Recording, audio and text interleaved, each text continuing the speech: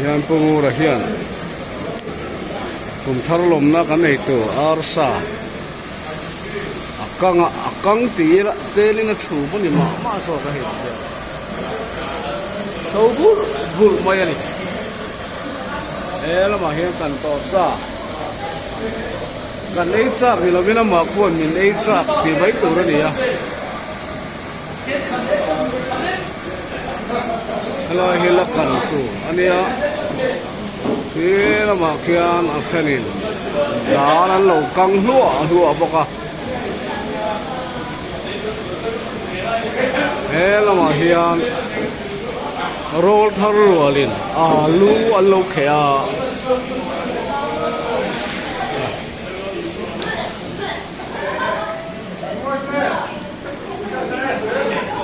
he tilo ma hian bia hovin nula hole an tram mani ko mani he wai ko nula hole an tram mani ko so ka thian pa fanu ka thian pa fanu ani a mera thate mai ani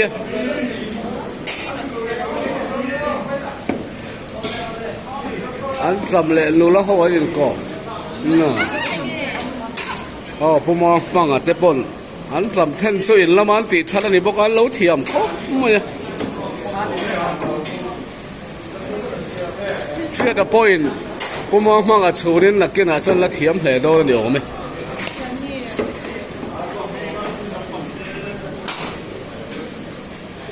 he tilam hi kan en le sinange helai hian ar tui kan min sa om cheu to maya alu la kan tu nen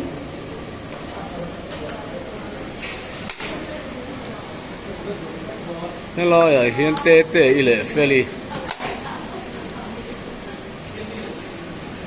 lakin loka min tlan bong san tur po pastor nen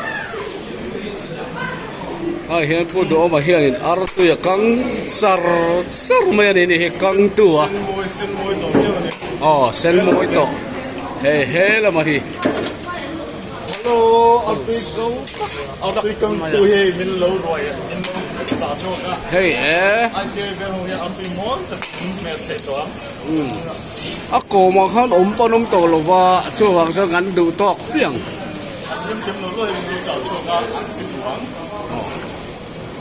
ni chen do lo wa pa ole a boi khak ber chu thala khi ala tu kan lang ve ngai lo chin lai hi a boi khak be ma pu do man han keng lok bai te se có phải en về này hi en tu à làm về á chả hello tu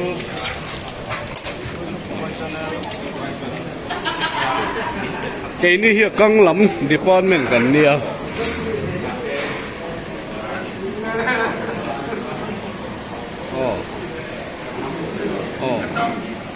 so da so India ram long si pai du lain da la kang me ka lai hi kan leader akang lam leader pukhum te nia